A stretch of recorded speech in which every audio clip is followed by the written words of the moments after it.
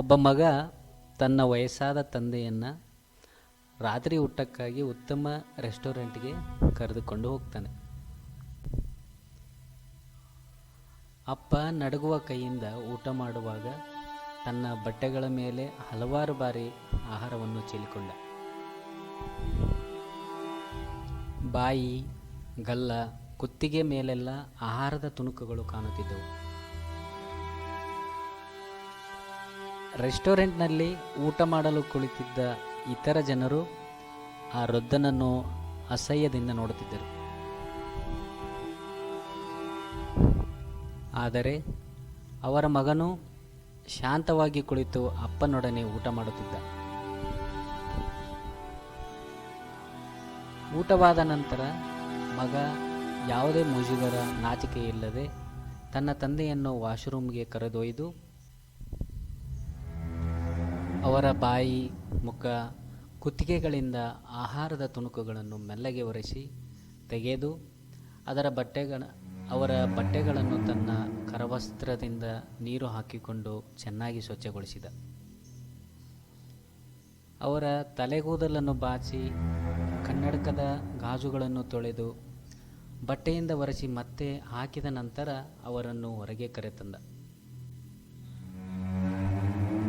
ರೆಸ್ಟೋರೆಂಟ್ನಲ್ಲಿ ಎಲ್ಲರೂ ಮೌನವಾಗಿ ಅವನತ್ತಲೇ ನೋಡುತ್ತಿದ್ದರು.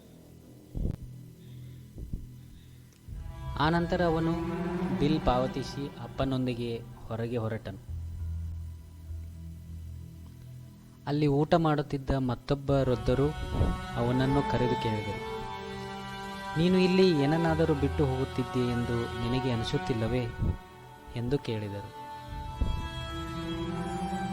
ಅದಕ್ಕೆ ಅವನು ಉತ್ತರಿಸಿದ, ಇಲ್ಲ ಸರ್, ನಾನು ಏನನ್ನೂ ಬಿಟ್ಟಿಲ್ಲ, ಎಲ್ಲವನ್ನೂ ತೆಗೆದುಕೊಂಡಿದ್ದೇನೆ ಎಂದನು. ವೃದ್ಧರು ಹೇಳಿದರು, ಮಗು, ನೀನು ಇಲ್ಲಿ ಪ್ರತಿಯೊಬ್ಬ ಮಗನಿಗೂ ಒಂದು ಶಿಕ್ಷಣವನ್ನು ಮತ್ತು ಪ್ರತಿಯೊಬ್ಬ ತಂದೆಗೂ ಒಂದು ಭರವಸೆಯನ್ನು ಬಿಟ್ಟು ಹೋಗುತ್ತಿರುವೆ ಎಂದರು. ಸಾಮಾನ್ಯವಾಗಿ ನಮ್ಮಂತಹ ವಯಸ್ಸಾದ ಹೆತ್ತವರನ್ನು ತಮ್ಮೊಂದಿಗೆ ಹೊರಗೆ ಕರೆದೊಯ್ಯಲು ಮಕ್ಕಳು ಇಷ್ಟಪಡುವುದಿಲ್ಲ ಮತ್ತು ಅವರು ಹೇಳುತ್ತಾರೆ, ನೀವು ಅಲ್ಲಿಗೆ ಬಂದು ಏನು ಮಾಡುತ್ತೀರಿ? ನಿಮಗೆ ಅಷ್ಟು ದೂರ ಬರಲು ಶಕ್ತಿ ಇಲ್ಲ, ಬಂದರೂ ಸರಿಯಾಗಿ ನೀವು ಊಟ ಮಾಡುವುದಿಲ್ಲ,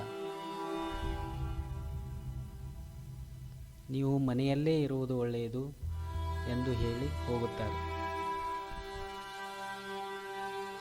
ಆದರೆ ನೀವು ಚಿಕ್ಕವರಿದ್ದಾಗ ನಿಮ್ಮ ಅಪ್ಪ ನಿಮ್ಮನ್ನು ತಮ್ಮ ಹೆಗಲ ಮೇಲೆ ಹೊತ್ತು ತೋಳುಗಳಲ್ಲಿ ಅವಚಿಕೊಂಡು ಕರೆದುಕೊಂಡು ಹೋಗುತ್ತಿದ್ದರು ಎಂಬುದನ್ನು ಮರೆತು ಬಿಡುತ್ತಾರೆ.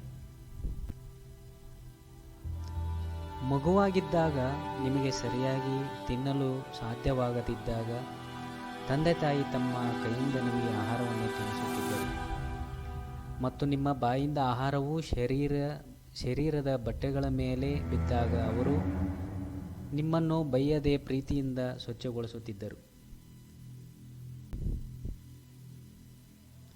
ಹಾಗಾದರೆ ಅದೇ ಹೆತ್ತವರು ವೃದ್ಧಾಪ್ಯದಲ್ಲಿ ಮಕ್ಕಳಿಗೆ ಹೊರೆಯಾಗಿರುವುದು ಏಕೆ? ತಂದೆ ತಾಯಿನೇ ಮೊದಲ ದೇವರು.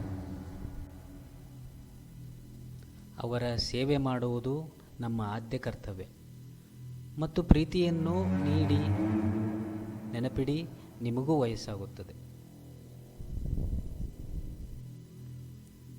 ನಾವು ಒಂದಿಲ್ಲ ಒಂದು ದಿನ ವೃದ್ಧರಾಗಿ ಆಗುತ್ತೀವಿ.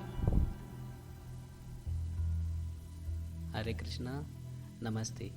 ದಯವಿಟ್ಟು ಎಲ್ಲರೂ ಸಬ್ಸ್ಕ್ರೈಬ್ ಮಾಡಿ, ಲೈಕ್ ಮಾಡಿ, ಆದಷ್ಟು ಶೇರ್ ಮಾಡಿ. ನಿಮ್ಮ ಸಪೋರ್ಟ್ ಸದಾ ನಮಗಿರಲಿ ಅಂತ ಹೇಳ್ತಾ ವಿಡಿಯೋನ ಮುಗಿಸ್ತಿದ್ದೀವಿ.